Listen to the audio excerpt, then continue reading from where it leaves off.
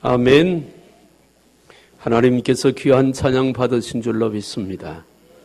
오늘 또 주님의 은혜를 사모해서 하나님 앞에 나온 저와 여러분들을 주님이 받으시고 말씀을 통해서 은혜와 축복을 주실 줄로 믿습니다. 우리 옆에 분들 손을 좀 꼭 잡아보시고, 옆에 좀 떨어져 있는 분들도 계시지만 그래도 손을 이렇게 넘겨 잡으시고 한번 인사합시다. 잘 오셨습니다. 하나님의 축복이 있는 곳에, 주의 은혜가 있는 곳에, 하나님의 임재가 있는 곳에 잘 오셨습니다. 은혜 받고 새로워져서 주님의 뜻을 아름답게 이루시다. 사랑하고 축복합니다.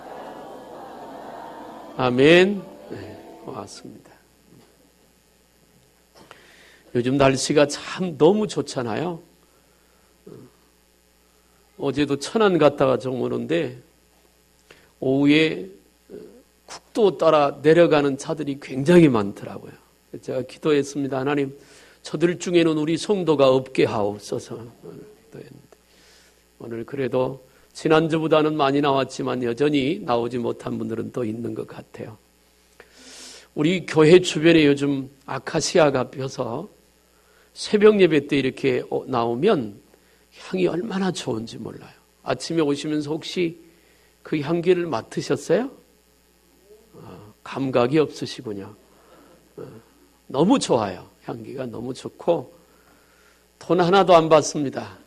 많이 맡으시고 좋아하시길 바라요. 지난번에 튤립 축제에 갔다가 사모님이 거기서 허브를 샀습니다. 이만한 걸 샀는데 저희 집에 현관에 들여놔고 들어가면서 제가 이렇게 한번 만져서 이렇게 맡으면 냄새가 너무 좋아요.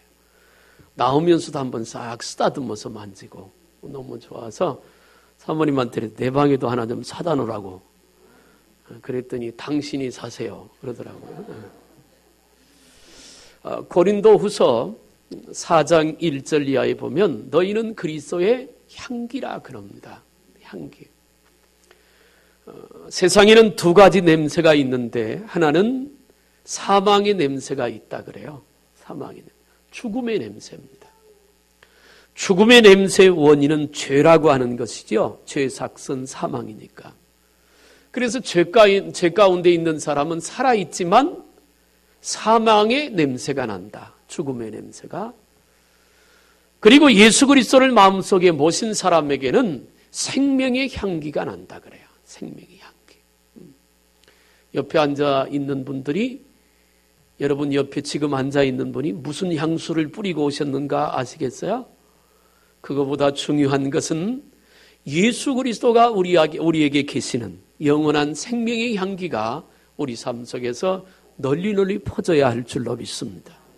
그러면 그 생명의 향기 때문에 죽어가던 사람이 다시 살아나게 되고 그 향기로 인해서 병든 사람이 고쳐지게 되고 눌린 사람이 자유함을 얻게 될 것입니다. 세상에는 잊지 말아야 될 세 가지 은혜가 있습니다. 그 첫째가 스승의 은혜입니다.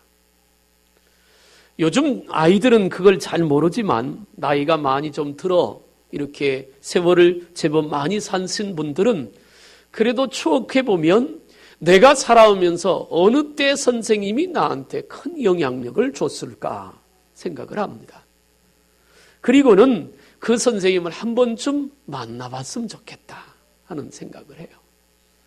제가 제일 기억에 남는 우리 선생님은 중학교 때 교장 선생님이었던 이기성 교장 선생님. 아마 지금 돌아가셨을 거예요. 그때가 한 60대 정도 되셨으니까 오래 샀으면 100살이 넘으셨을 테니까 TV에 안 나오는 거 보니까 돌아가셨을 것 같아요. 왜 제가 기억을 하느냐면 어려서 저희 집이 굉장히 어려웠습니다. 어려워서 그때는 육성예비를 내고 학교를 다녔잖아요. 육성예비를 못 내니까 맨날 불려다니는 겁니다. 사무실에 불려다니고 담임선생님 불러다가 손들고 서 있게 하고 뭐 손들고 서 있게 해서 돈이 나올 것 같으면 젠장 냈겠죠? 그래도 안 나오고. 나중에 중학교 졸업하고 고등학교를 가야 되는데 아버지가 고등학교 가라는 말을 안 합니다. 왜? 보낼 돈이 없으니까.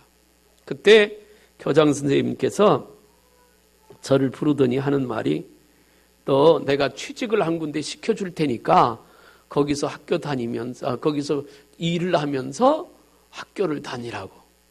그 교장 선생님이 굉장히 엄격하셨어요.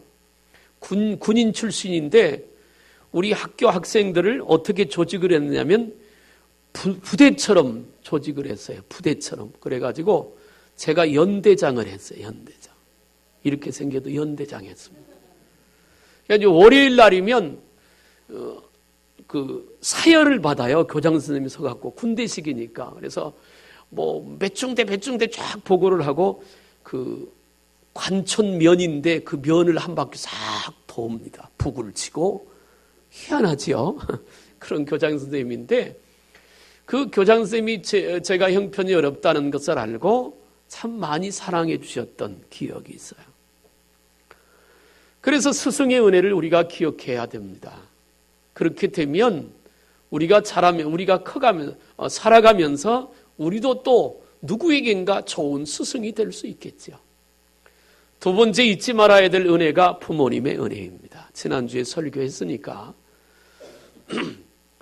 자식은 부모가 없는 자식은 없습니다. 부모 없이 태어난 자식은 없지요. 누구든지 부모를 갖고 있습니다. 부모가 잘났거나 못났거나 그건 세상의 기준이고 관계없이 자식은 부모를 공경해야 하고 효도해야 합니다. 그게 성경의 가르침입니다. 부모님의 은혜를 아는 사람이 자녀를 잘 양육할 수 있습니다. 그러나 부모의 은혜를 모르는 사람은 자식을 잘 기르는 것 같아도 역시 나중에 가보면 그 자식도 그 부모를 공경할 줄 모르게 되는 것이죠. 아픔이지요. 그 다음에 잊지 말아야 될 은혜가 하나 있는데 그것이 바로 하나님의 은혜입니다. 오늘 새벽에 말씀드린 대로 수많은 사람들 가운데서 특별히 선택받은 우리, 잘난 것도 없고 내세울 것도 없고 자랑할 것도 없고 그렇다고 누군가보다 더 무엇인가 잘하는 것도 없는, 객관적으로 따지면 아무것도 자랑할 것이 없는 우리지만, 그러나 하나님이 많은 사람들 가운데서 애들 얘기로 콕 집어서 너는 내 거야 라고 선택해 주신 그 하나님의 은혜. 하나님의 은혜는 거기서 끝나지 않습니다. 물 가운데로 지나도 물이 너를 해치 못하게 할 것이고 불 가운데로 지날 때도 불이 너를 사르지도 못하게 할 것이다. 그 말을 쉽게 얘기하면 하나님이 우리를 눈동자처럼 지키시겠다는 것입니다. 잘나서가 아닙니다. 뭘 잘해서가 아닙니다. 예수를 잘 믿으면 하나님이 우리를 더 사랑하지요. 그건 맞는 얘기입니다. 그러나 예수를 잘 믿기 때문에 우리를 지키시는 것이 아니라 하나님의 것으로 구별했으니까 하나님께서 우리를 지키시는 줄로 믿습니다. 그러면서 주님이 뭐라고 하는 거니? 내가 너를 보배롭고 존귀하게 여긴다. 창조주 전능하신 그 하나님께서, 그 하나님의 무엇이 부족하고 무엇이 모자라시겠어요? 그런데 그 하나님께서 우리에게 말씀합니다. 내가 너를 존귀하게 여기고 보배롭게 여길 것이다. 우리는 그런 은혜를 입어 하나님의 자녀가 되었고, 그래서 오늘 또 믿음의 길을 가고 있는 줄로 믿습니다. 이 하나님의 은혜를 잊어버리지 말아야 합니다. 오늘 저는 은혜에 대한 말씀을 좀 드리려고 합니다. 주보의 설교 제목이 은혜로 문이 열립니다가 아니라 열립니다입니다. 오타가 인쇄서에서 난 것 같아요. 최종림 집사님은 실수를 잘 안 하는데 인쇄서에서 오타가 난 것 같아요. 은혜로 문이 열립니다. 똑같은 시대를 살아가지만 어떤 사람은 은혜 받아서 축복의 문을 출입하는 사람이 있고, 똑같은 시대에 똑같은 은혜를 받았지만 어떤 사람은 그 문이 닫혀버린 사람도 있습니다.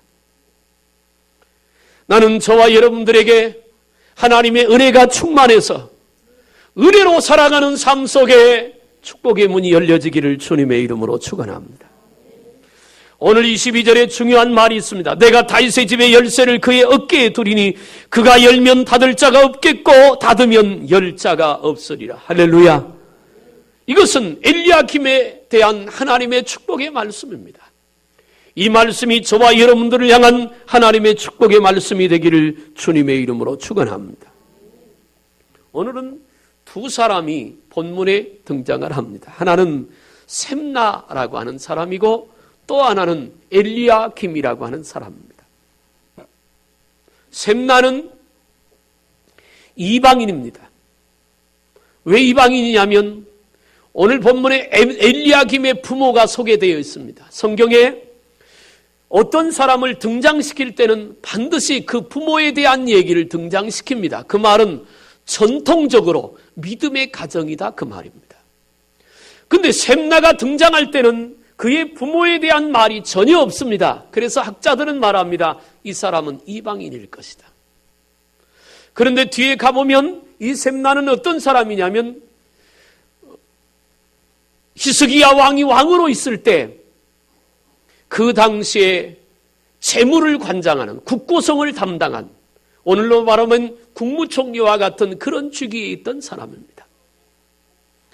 그런 셈나 하나님께서 그를 이방인이지만 은혜를 베풀어 주셔서 왕의 총애를 받게 되고 국가의 국무총리라고 하는 아주 중요한 자리에 오르게 만듭니다. 그 당시에 아수르가 18만 5천 명의 대군을 이끌고 이스라엘을 공격해 옵니다. 예루살렘이 포위됐습니다. 그 당시에 국무총리의 역할을 했던 사람이 누구냐면 셈나입니다. 그런 엄청난 은혜를 입었던 사람. 그런데 그에 대해서 오늘 읽었던 말씀을 뭐라고 하느냐면 내가 그의 옷을 벗겨 엘리야김에게 줄 것이고 그의 권세를 엘리야김에게 다 내어줄 것이다. 그리고 너는 저 광야에 번져진 공과 같은 이 존재가 될 것이라고 말씀을 하고 있습니다. 저는 오늘 본문의 말씀을 배경으로 몇 가지를 좀 같이 나누면서 은혜를 받기를 원하는데 한번 따라합시다. 은혜를 잊어버리면 하나님에게도 잊어버림이 될 수 있다. 여러분, 성도는요 은혜로 사는 사람입니다. 저도 여러분들도 은혜가 있어야 합니다. 하나님의 은혜가 있어야 하고 하나님의 은혜를 깨달아야 하고 하나님의 은혜를 붙들고 살아야 할 줄로 믿습니다. 은혜가 있을 때는 주님이 보입니다. 은혜가 있을 때는 주님의 손을 붙들고 갈 수 있습니다. 은혜가 있을 때는 고난이 와도 이길 수 있습니다. 은혜가 있을 때는 시험이 와도 시험이 문제가 되지 않습니다. 그런데 은혜가 떨어지면 그 마음속에 있던 은혜가 소진되어지면 그때부터는 다가오는 환난이 시험거리가 되고 다가오는 문제가 내 인생의 과중한 짐이 됩니다. 그래서 한숨을 쉬게 되고 원망하게 되고 불평하게 되는 것입니다. 사랑하는 여러분, 저는 저와 여러분들의 삶 속에 은혜가 임하게 되기를 주님의 이름으로 축복합니다. 셈나라고 하는 사람 지금 얘기했습니다. 이방인이었습니다. 하나님 나라에서 그 높은 자리까지 올라갈 수 있었던 것은 그가 처음에는 은혜가 있었다는 말입니다. 하나님께 인정받을 만한 은혜가 있었습니다. 왕에게 인정받을 만한 능력도 있었습니다. 주변 사람들이 그를 존경할 만한 하나님의 사랑도 그에게 있었습니다. 그러니까 하나님 나라, 하나님이 세운 그 나라의 국무총리라고 하는 높은 자리까지 이르게 될 수 있었던 것입니다. 그것이 모두가 하나님의 은혜입니다. 아수르가 이스라엘을 공격했을 때 히스기야 왕이 몇 사람의 대표자를 선정해서 아수르 왕하고 협정을 맺게 합니다. 타협을 맺게 해요. 전쟁으로는 이길 수 없으니까 그때 선발됐던 사람 중에 하나가 셈나입니다. 그만큼 왕의 특사로 선택받을 만큼 은혜를 입었고 사랑을 입었던 사람입니다. 그런데 18절 말씀에 보니까 반드시 너를 모질게 감싸서 곰같이 광막한 곳에 던질 것이다. 하나님께서 그 샘나를 버릴 것이라고 말씀합니다. 그리고 그는 그곳에서 죽습니다. 내 영광의 수레도 거기 있게 될 것이고 내가 관직에서 쫓겨날 것이라고 하나님께서 그에 대해서 경고하고 계십니다. 그러면 왜 샘나가 하나님의 은혜를 입어서 그 높은 자리에 이르렀는데, 그 말은 이렇게 얘기할 수 있습니다. 여기까지 우리가 온 것이 하나님의 은혜인 줄로 믿습니다. 하나님께서 우리를 붙잡아서 직장을 주셨고, 하나님이 우리에게 은혜를 주셔서 직장에서도 일정한 지위까지 이르게 했습니다. 하나님께서 우리를 붙잡아 건강하게 하셨고, 하나님께서 우리에게 은혜를 주셔서 복된 가정을 이루게 한 줄로 믿습니다. 그 모든 것이 하나님의 은혜라는 것이에요.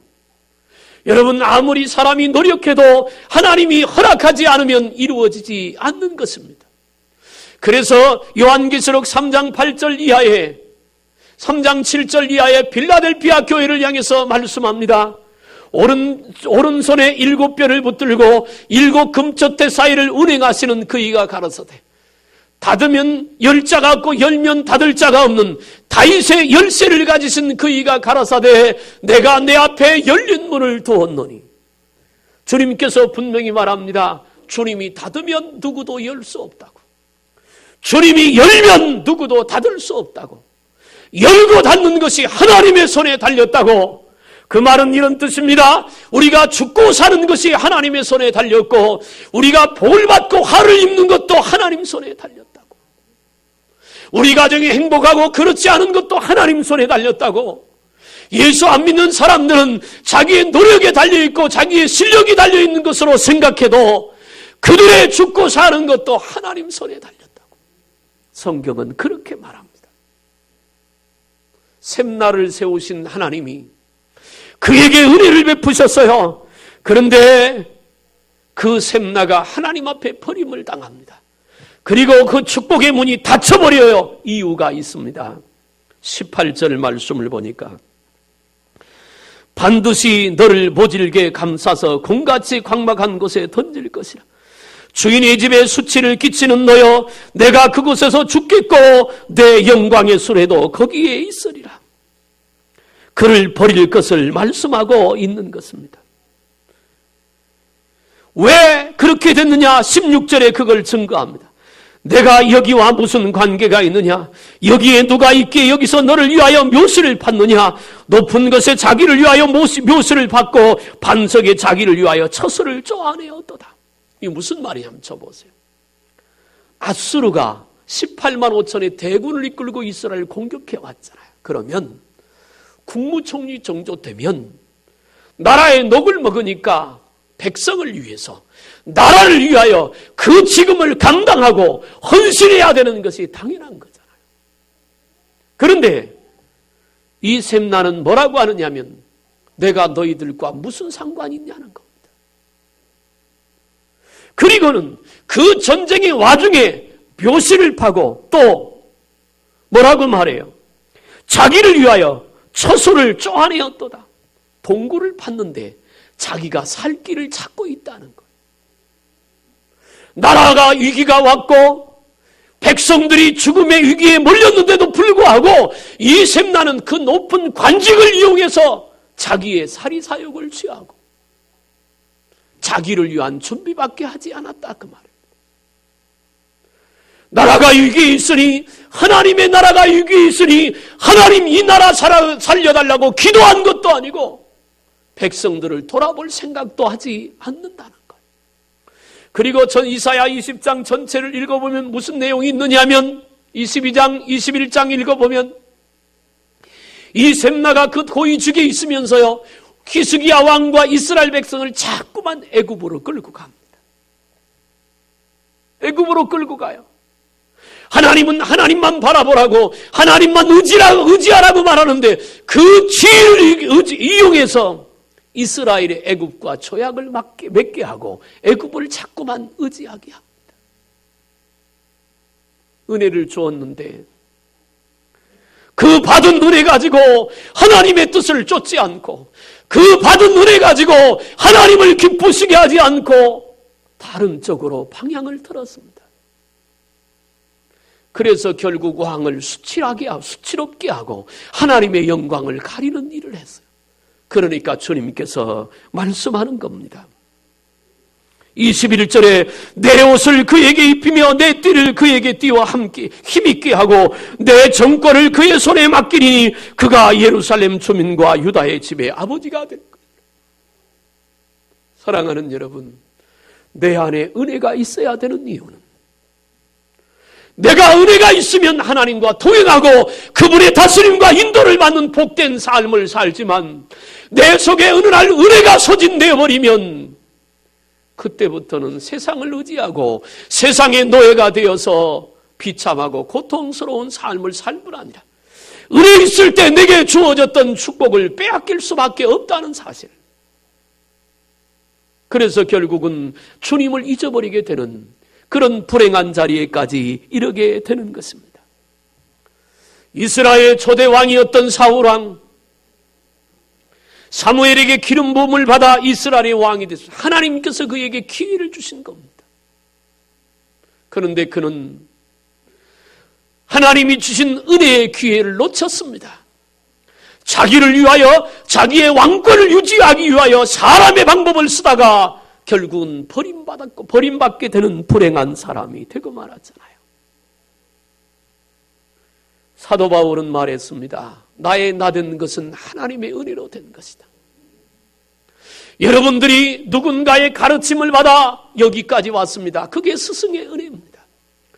여러분들이 여러분의 부모의 사랑과 그리고 돌봄을 통해서 여기까지 왔습니다. 그것이 부모의 은혜입니다.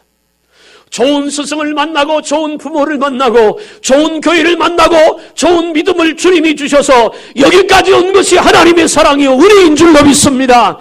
그런데 그것을 잊어버리면 우리가 하나님도 잊어버리게 돼서 불행한 곳에 이를 수밖에 없다는 것입니다. 두 번째는 은혜가 있으면 단단한 곳에 박힌 모처럼 복된 삶을 삽니다. 한번 읽어보겠어요? 23절입니다. 시작.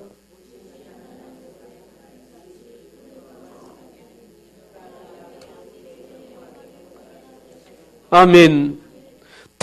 못이 단단한 곳에 박힘같이 그를 견고하게 하리니. 어떤 사람을? 엘리야김을 그렇게 하겠다는 거예요. 아까 읽었던 말씀처럼 셈나가 가지고 있던 모든 것을 뺏어서 엘리야김에게 줍니다. 엘리야김은 잘난 사람도 아닙니다. 아무것도 내세울 것이 없는 사람입니다. 그런데 하나님께서 셈나의 것을 다 거두다가 엘리야김에게 주겠다는 겁니다. 다시 말해서 엘리야김에게 은혜를 베풀어 주시겠다는 것입니다. 못이 단단한 곳에 박힌같이 그를 견고하게 하리니 그가 그의 아버지 집에 영광의 보좌가 될 것이다. 셈나의 옷을 그에게 입혀주시고 셈나의 띠를 그에게 띄워주시고 다윗의 집에 열쇠를 그에게 주어서 내 앞에 열린 문을 둘 것이다. 하나님이 약속합니다. 18만 5천 명의 아수르 군사가 이스라엘을 침공했을 때 엘리야김도 한 역할을 합니다. 하나님께서 그 밤에 18만 5천 명을 자기끼리 싸우게 해서 그 전쟁에서 크게 승리케 하셨잖아요. 그때 중요한 역할을 했던 사람이 엘리야김입니다. 하나님의 은혜가 임하니까 전쟁에서 이기게 하고 하나님의 은혜가 임하니까 열면 닫을 자가 없고 닫으면 열 사람이 없는 하나님의 축복의 문이 열렸다고 말합니다. 그리고 엘리야김에게 임한 그 은혜 때문에 그로 말미암아 그 가문이 하나님의 영광을 드러내게 될 것이라고 약속합니다. 성도는 은혜로 사는 겁니다. 내가 은혜가 있는가 없는가는 내 스스로 돌아보면 금방 합니다. 십자가를 바라볼 때마다 그 은혜가 새록새록 내 마음에 솟아나면 은혜가 있는 것입니다.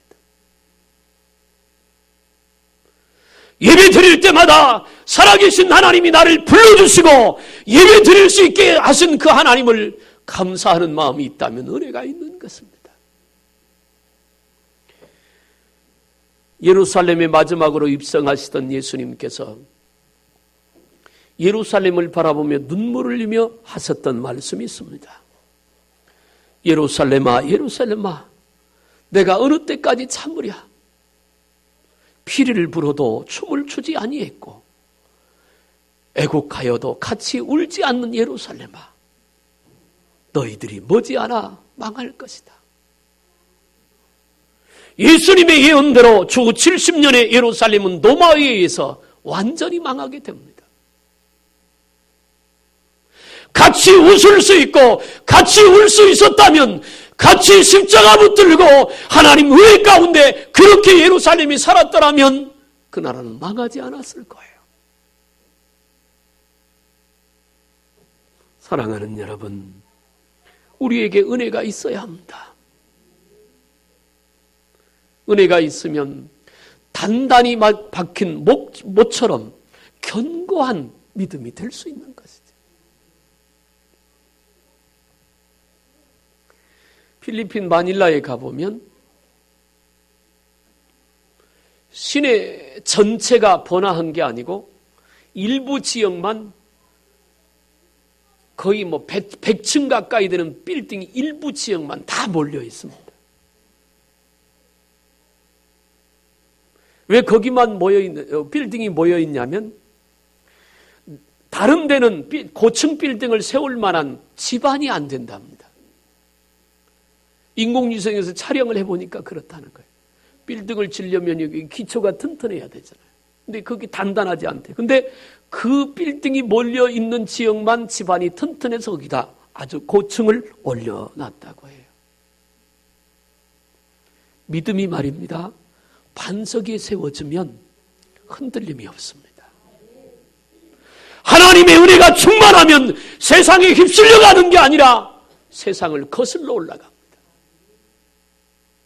선생님 얘기하니까 생각나요. 초등학교 4학년 때 선생님이, 이름은 기억이 안 나요. 남자 선생님이 시골에 저희 학교에 부임을 해 오셨는데 이 선생님이 총각 선생님이세요. 밤만 되면 동네 아이들을 불러냅니다. 고기 잡으러 가자. 투망을 하나 들고, 우리는 이만한 다라이 하나 들고 선생님 따라 갑니다. 밤새 투망을 던지면, 옛날에는 고기가 많았잖아요. 고기 실컷 잡으면 선생님 먹지도 않아요. 다 나눠줘요. 그러니까 부모가 뭐라고는 안 해요. 왜? 고기 잡아오니까. 제 기억 속에 그 선생님이 있어요. 참 놀기 좋아하고 그런 선생님인데. 사랑하는 여러분, 우리 가운데 은혜가 있어야 합니다. 그래야 단단히 박힌 못처럼 견고한 신앙이 돼서 그 앞에 축복의 문이 열리게 될 줄로 믿습니다. 그런데 그렇게 은혜로운 말이 쭉 오다가 25절에 상황이 바뀝니다. 만군의 여호와께서 이르시되 그날에는 단단한 곳에 박혔던 못이 사그리니 그 못이 부러져 떨어짐으로 그 위에 걸린 물건이 부서지리라 하셨다 하라. 나 여호와의 말이니라. 이게 무슨 말일까? 왜 갑자기 이렇게 되는 거야? 엘리야김이라고 하는 말은, 엘이라고 하는 말은 하나님이고, 르야김이라고 하는 말은 일으키다 그 말이에요. 하나님이 일으켰다, 그런 뜻이 엘리야김입니다. 여러분, 우리가 죄 때문에 죽어 있을 때 하나님께서 우리를 일으키신 줄로 믿습니다. 엘리야김을 갑자기 하나님이 은혜를 주셔서 그를 일으켜 그런 높은 자리까지 이르게 했어요. 국무총 자리까지. 복되었어요. 그래서 그로 말미암아 그의 가문이 영광이 되고 후손들이 복을 받았습니다. 그런데 25절에 보니까 어느 정도 세월이 지나게 되니까 어떤 문제가 생겼느냐? 박힌 못이 사가버렸어요.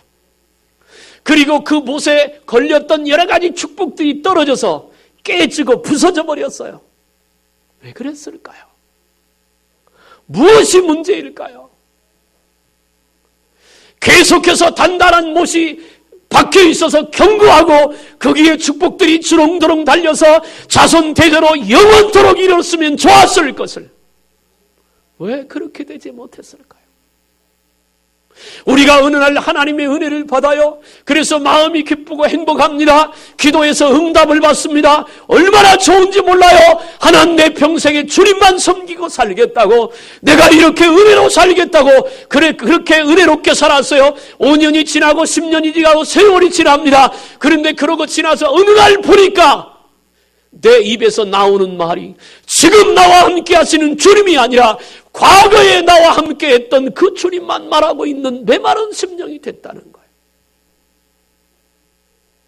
하나님의 축복과도 거리가 멀어졌고, 어느 날부터인지 모르는데 내가 그런 처지에 이르게 되었다는 것이에요. 문제가 뭘까요? 엘리야김이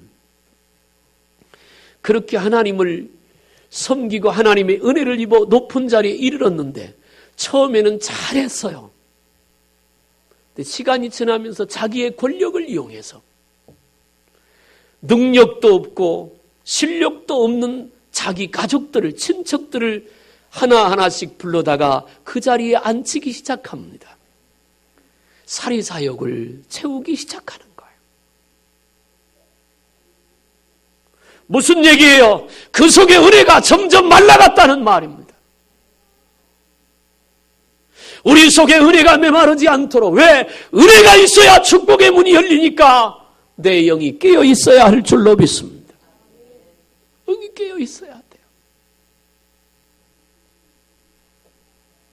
겟세마네 동산에서 땀방울이 변하여 핏방울이 되도록 기도하시던 예수님이 피곤하여 잠든 제자들을 깨우면서 말합니다. 나와 함께 한시도 깨어 있을 수 없더냐. 분명히 성경은 말합니다. 피곤하여 잔다고. 피곤하고 지쳐서 자니까 자기에 들 수도 있습니다. 예수님이 기도하니까 예수님이 대신 기도하고 제자들은 재울 수도 있는데 주님은 굳이 찾아가서 제자들을 깨우지요. 나와 함께 한시도 끼어 있을 수 없더냐. 시험에 들지 않게 끼어 기도해라. 그 말을 가만히 살펴보면 그런 뜻입니다. 예수님이 기도해도 너희가 시험 들지 않으면 너희 기도는 너희가 해야 된다는 거예요. 부모가 자식을 위해서 기도하지요. 그러나 그 영혼이 바로 서려면 부모의 기도에 따라 자식도 기도해야 하고 부모의 믿음 따라 자식도 믿어야 합니다. 엘리야김이 이런 축복을 나중에 그 못이 사가버리고 걸렸던 축복들이 다 깨어지고 부서졌던 이유가 거기에 있습니다. 그래서 말씀드리고 싶은 것은 우리가 평생 은혜로 살려면 따라합시다. 예배에 성공한 사람이 되자. 예배는 하나님 앞에 드리는 거지만 그러나 하나님이 임재하는 예배, 하나님의 역사가 있는 예배, 은혜와 축복이 있는 예배는 성공하는 거예요. 기도는요, 하는 게 아니라 승리하는 거고요. 예배를 통해서 하나님의 은혜가 임하고, 예배를 통해서 하나님의 능력이 임하고, 예배를 통해서 하나님의 응답이 임하고, 예배를 통해서 고침이 있고 치유가 있고 죽었던 영혼이 살아남이 있는 줄로 믿습니다. 삭지 않는 단단한 못이 되도록 예배를 통해서 위로를 얻고, 예배를 통해서 치유를 받고, 예배를 통해서 고침을 받고, 예배를 통해서 새로워져야 할 줄로 믿습니다. 다윗의 열쇠는 예수 그리스도십니다.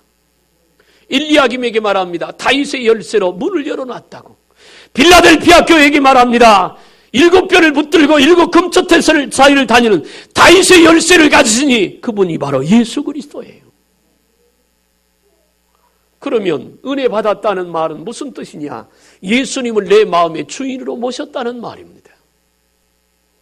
나는 우리 큰 사랑교회 성도들 마음마다, 여러분 가정마다 예수 그리스도가 주인 되시기를 주님의 이름으로 축복합니다. 마태복음 16장 16절 이하에서 베드로가 예수님 앞에 고백합니다. 주는 그리스도시요 살아계신 하나님의 아들이십니다. 예수님이 그 말을 듣고 베드로를 축복합니다. 바요나 시몬아 내가 복이 있도다. 그리고 이렇게 말합니다. 이 반석의 교회를 세우리니 음부의 권세가 해하지 못할 것이다. 그리고 내가 너에게 천국 열쇠를 주노니 땅에서 매면 하늘에서 매고 땅에서 풀면 하늘에서 풀리리라. 그 천국 열쇠가 반석이 예수 그리스도십니다. 그 예수님을 모시고 은혜가 없어지면 주님을 잊어버리게 되고, 은혜가 있을 때는 축복의 문이 열리는데 그 문이 닫히지 말고 주님 앞에 가는 그날까지 내 인생에, 우리 가정에 후손되도록 축복의 문이 열려져야 합니다. 그러려면 열쇠를 가지신 예수 그리스도가 우리의 주인 되셔야 하고, 그 주님의 은혜가 우리 가운데 충만하게 되어야 될 줄로 믿었습니다. 집에 가면 보석을 담아놓은 보석함에 열쇠도 있습니다. 또 집에 문이 여러 개 있으면 문마다 열쇠가 다 있잖아요. 그런데 장롱 열쇠가 있고 안방문 열쇠가 있고 보석함에 열쇠가 있어도 제일 중요한 현관문의 열쇠가 없으면 들어갈 수가 없습니다. 다른 거 다 있어도 예수님이 우리 안에 계시지 않으면 소용없습니다. 주님이 우리 안에 계셔야 합니다. 열쇠 고치는 분들을 가끔 불러서 열쇠를 잊어버리거나 고장이 났을 때 문을 따는 경우가 있어요. 근데 그분들이 갖고 다니는 열쇠 중에 하나가 만능 열쇠입니다. 넣어가지고 딸깍딸깍 하면 따져요. 저도 그걸 배워가지고 옷핀 가지고 자주 땁니다. 남의 집은 따본 적이 없어요. 예수 그리스도, 그분이 인생의 만능 열쇠십니다. 예수 그리스도 그분이 내 사업의 만능 열쇠세요. 그분의 은혜가 우리 가운데 있으면, 그분을 나의 주인으로 모시면 하나님은 우리 앞에 닫히지 않는 문을 열어놓을 것입니다. 그러므로 사랑하는 성도 여러분, 은혜로 삽시다. 예수님과 함께 사는 복된 인생이 되어서 축복의 문을 날마다 들어가고 나가는 아름다운 삶이 되기를 주님의 이름으로 축원합니다. 기도하겠어요. 살아계신 하나님 아버지, 주의 은혜와 사랑을 진심으로 감사합니다. 아버지께서 우리를 사랑해 주셔서 이런 큰 은혜를 주셨으니 엘리야김처럼 은혜를 잘 박힌 모처럼 견고한 믿음으로 누리는 모두가 되게 하여 주옵소서. 샘나처럼 있는 것 빼앗기는 불행이 없도록 성령과 은혜로 우리 가운데 충만함을 주옵소서. 예수님의 이름으로 기도하옵나이다. 아멘.